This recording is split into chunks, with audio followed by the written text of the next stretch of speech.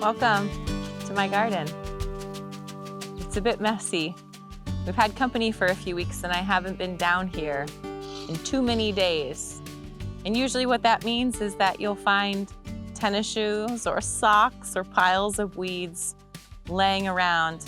I wanted to take you on a tour of our Potager garden. This is the garden that surrounds our house directly. Show you all the beautiful flowers that are in bloom right now. We'll clean up a little bit along the way, and hopefully I'll answer a lot of the questions that you might have about our garden spaces. Where should we start? Here? Start on the edge? The type of garden that we have surrounding ourselves, I would consider a cottage garden.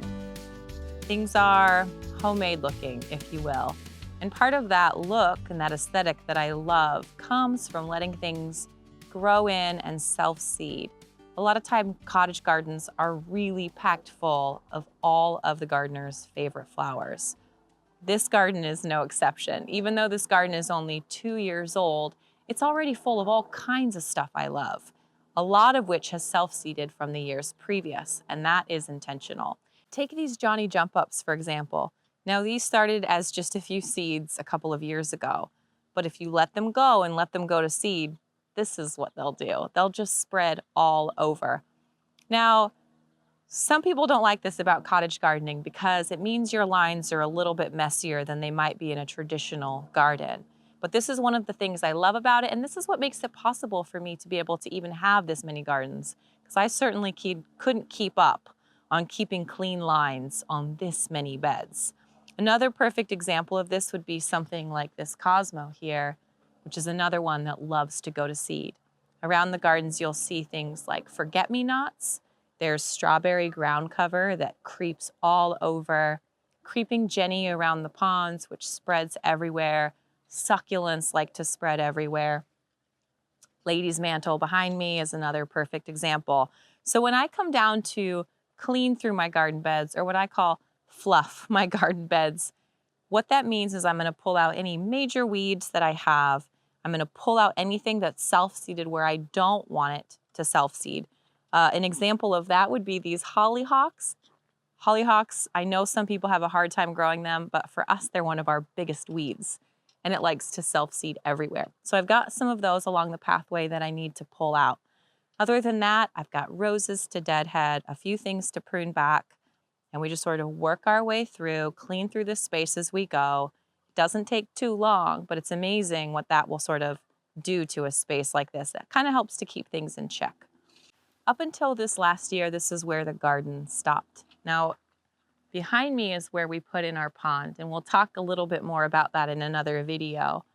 But there's so many native grasses here that I couldn't fight them anymore. And one of the things I love about cottage gardening is that it gives you the freedom to play with the landscape and play with what's there already to get something that really is beautiful, that goes well with the landscape. So instead of fighting all that grass behind me, I decided to play well with it and to create these little wildflower meadows. Now they're still at their very beginning stages. It's going to take them years to develop fully, but it allows the grasses that are already here to have a home, to have a space, and then as we creep into the garden, we sort of start taming the wild a little bit more. One of the tasks that's on my list this time of year is to prune back and deadhead my roses. Now, I've spoken about this before. I love old English roses. These are David Austin's, and this plant is about 4 years old. So it's done a lot of growing in that time. But to deadhead, you know, roses can be scary for the amateur gardener. I know they were scary for me for a long time, but other than just planting them according to the instructions and making sure to deadhead them and prune them back once a year, they've been really easy keepers. Hey, Mom, I just saw a goldfish. You did? I promise I did. Oh, we just saw a live thing in here. If you're wanting to create a cottage garden space where you are, roses are one of the very easiest way to do that. Other examples of cottage garden flowers would be things like coral bells, hollyhocks, lady's mantle snapdragons, lavender, campanula, hydrangeas. These are all really typical plants that you see in a cottage garden. You know, part of one of the joys of gardening is getting to find your style, finding what plants you love. You might not like the same color of roses or like roses at all, but it's your garden, so you get to create it in the space that you want. I love roses, so I welcomed a lot of them into the garden over the years.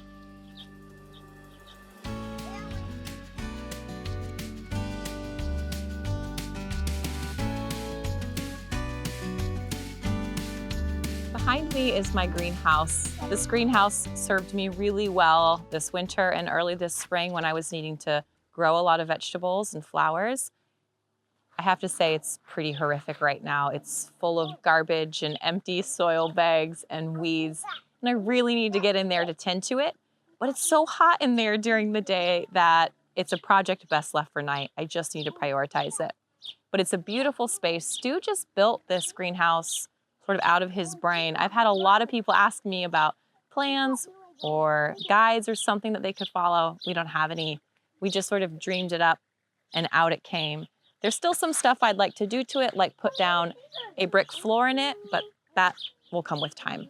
A big part about gardening, and one that I'm not so great at, but I'm trying to get better at, is just patience. Being patient with yourself as things grow and develop and change over time. Your style's gonna change, plants will die. It's just the cycle of gardening. This magnolia is a perfect example. Before this little tree lived here, we had a beautiful almond tree that we had loved on for 3 years before we lost it in a windstorm. So this now has been here for about a year. I don't feel like it's grown much, even though it's healthy and alive and growing, albeit so slowly. In about 20 years, this is gonna be a magnificent tree that's gonna create a whole little subclimate right here in the greenhouse gardens. But for now, we just have to be patient. Let's go walk through the shade garden. You'll notice that parts of our garden are still pretty wild, pretty, I don't like the word messy, but loose, let's say. And because that's my style and because that's a great attribute of a cottage garden, some of these spaces work really well, especially along the edges of the property. So this garden right here was just put in this year, except for the dogwood. Those have been here for 2 years. But other than that, everything's just been planted this year, and it sort of fades off into the orchard. So it's another place where we've let grasses grow, we've let hollyhocks self-seed, we've scattered just chamomile and cornflower and all kinds of things that will self-seed and soften the edges a little bit. I'm really happy, actually. It's wild, but it's beautiful.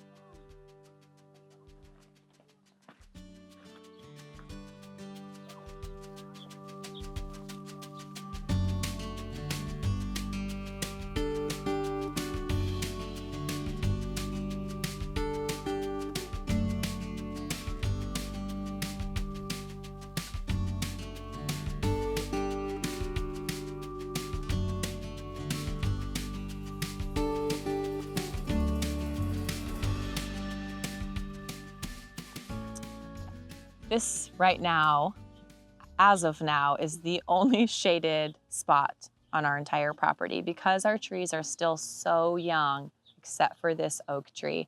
This was here when we moved in. Obviously, it's been here for many years. And what I love about it is it's allowed me to create this shade garden totally different than any other garden we have on the property. Some of the plants are the same, like the lady's mantle or the roses or the lamb's ear, but some of them are things that you can't grow anywhere else on the property, like my hostas back behind me. Those are shade-loving plants. They need to be protected from our really, really hot summer, so they're quite happy in here. This garden, probably more than any other garden, is one that I've really let come to life on its own. I've let forget-me-nots spread everywhere, Johnny jump-ups, the strawberry, the lamb's ear, there's foxglove, poppies, beautiful hardy geranium. I mean, this is just a little sliver of wild. And even though it's just 5 feet off the gravel path, when you're in here, you feel like you're in a different space. This space is also home to our apple tree that is bearing fruit for the very first time this year. This is a russet apple. It's an old heirloom variety of apple that was used for cider. And my hope is that I can get a nice hard cider stored up in the cellar for winter. It's a special space.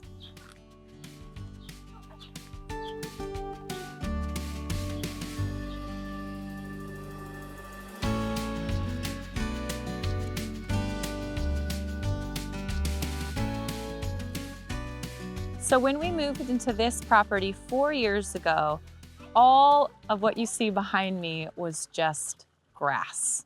So much grass. We countered that by a lot of weeding, a lot of weed tarp, and a lot of gravel. I'm a big fan of gravel pathways. I love the way they look and the way that they sound. So that's what we sort of designed to carry you through down to the greenhouse and ultimately down to the pond area. But this area to the right of me was one of the areas I'm most creatively proud of how it turned out, because it was this really, really weird hill, but just had horrible soil. Nothing would grow on it. We planted it a couple times, and finally we just had to take a step back and say, okay, what else can we do here? And what we decided to do was put in a little stream. There's a few things that are really nice about this. For one, it gives our bees a place to drink, and our cats and our chickens too.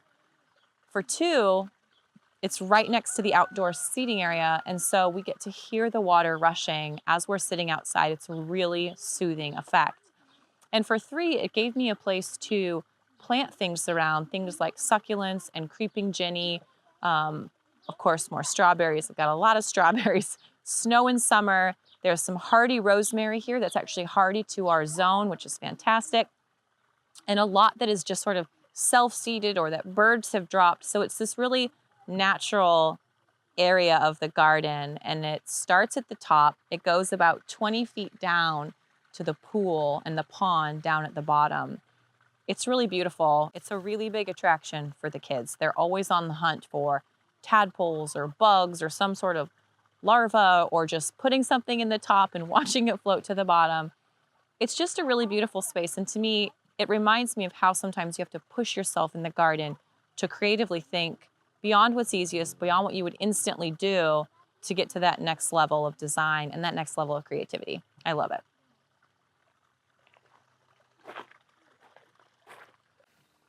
This area behind me is the courtyard. Welcome. This is where people are supposed to come into our house, although 90% of people end up at the kitchen door. I love the design of this house because it created this little pocket. Now, when we moved in, this was a Trek decking with an old broken hot tub on it. And now it's just this small little courtyard that's filled with all of the flowers and things that we love. Again, we relied on a lot of gravel. We have some flagstone that we brought in from Montana. That sounds really fancy. We didn't actually bring it in. We got it from a guy who gets it in Montana. And then we just created structures. Now, we created these beds like I've talked about before. We put down logs and twigs and branches. We lined things in rock, and then we put a bunch of soil and compost on top. So it sort of created these little raised beds. You'll notice everything that we have here is lined with rock. This is a Malaga basalt that we get from a neighbor of ours, so it's a really local rock to us. And I love it because it gives things a little place to self-seed. It gives a spot for critters to hide, and it just looks nice. It adds a different structure to the garden. So welcome.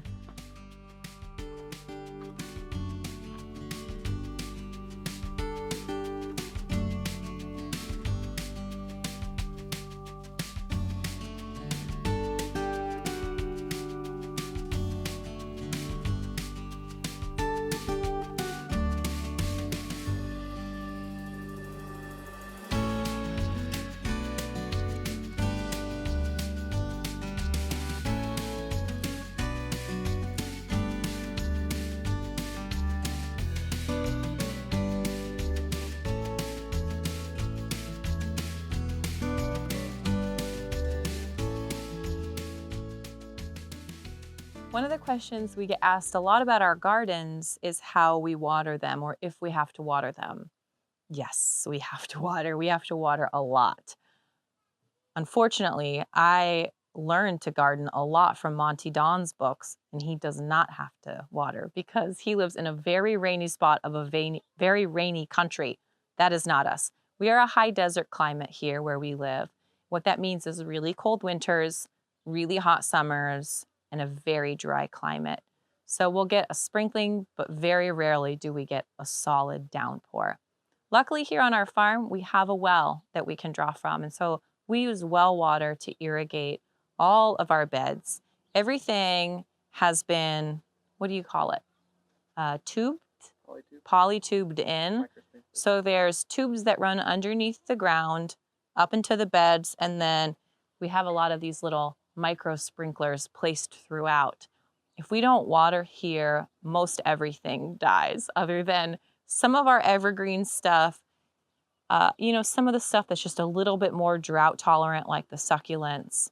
But in order to keep things like snapdragons or foxglove or anything like that alive, we have to irrigate. Not very much, just about 10 minutes a day is enough to keep things going. But we do rely heavily on our well water in order to do that.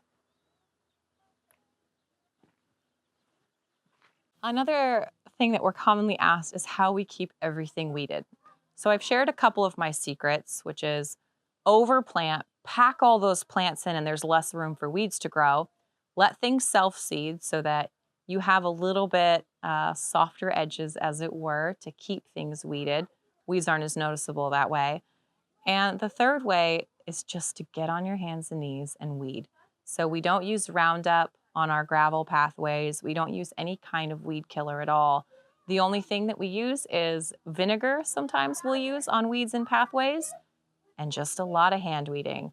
While the work of weeding is never really done, the good thing is that the more that you do it and the more you let weeds not go to seed, if you catch them before, if you're on top of it, every year the weeds do get a little bit better. So take heart. So this is a marathon, not a sprint. Should we go to the potager? Okay. All right. This is where almost all the visitors enter our house. So to the right of me is where we park our cars. Directly to the left is our kitchen door. And this is a little area that we created a couple of years ago to make that feel as good as possible, as welcoming as possible. So Stuart built me this actually while I was out of town on a business trip, and I came back to find this beautiful pergola made out of these rough, what do you call these? Split rail, cedar, woody things. And then above that, we just did some bamboo netting from Lowe's and planted a wisteria that was very eager to please and has since completely covered this pergola. Now, I know what you're thinking. Eventually, the wisteria is going to get so strong that it's going to tear it down. And you're right, it will. Wisteria is really aggressive, but it's also really beautiful. So sometimes you just have to take the risk. We'll cross that bridge when we get there. Coupled that with my favorite vine to plant along the house. Now, we have a stucco house, which means there's no shingles to pop off. There's no siding to disrupt. And what that means for me as a gardener is that I can plant vines on my house. And I have planted creeping Virginia in the courtyard and in this entryway as well because of the way that it creeps and crawls up. I love it. It creates a complete magical feeling, a completely different atmosphere. It's a bit of a jungle right now though, isn't it?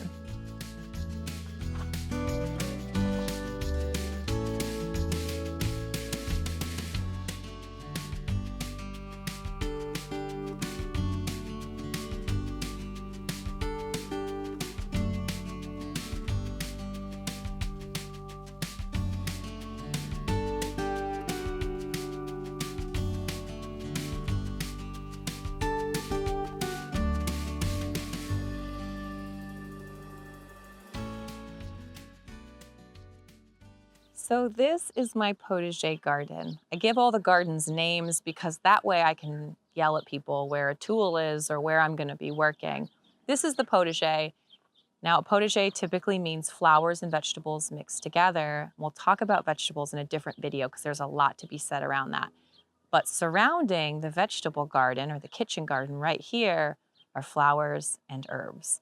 These are the first gardens that I put in when we moved to this house. I've had to redo them 2 or 3 times to get them the way that I like them, simply because I've learned so much in the process of gardening. I've learned what colors I like and which I don't like. So you'll see the general shades of the Potager garden are softer pastels. It all kind of sticks within this purple, pink, blue, apricot sort of a color spectrum. There's not bright oranges or bright reds or bright yellows. Everything is just a little bit dialed back. This year I introduced a bunch of burgundy roses, which next year will be really beautiful with all the spring purple that we get. But I mean, on the whole, it's just a gorgeous space. All the sunflowers that you see were planted by birds from a few sunflowers I had last year. Hollyhocks have spread all over the place. I've tried to remember where to plant annuals so that they wouldn't completely get snuffed out by all the perennials. And, you know, sometimes you're successful and sometimes you're not. But just working through the gardens and dividing plants and pruning plants and spreading them out, it's just, I mean, this is the best place in the world to be.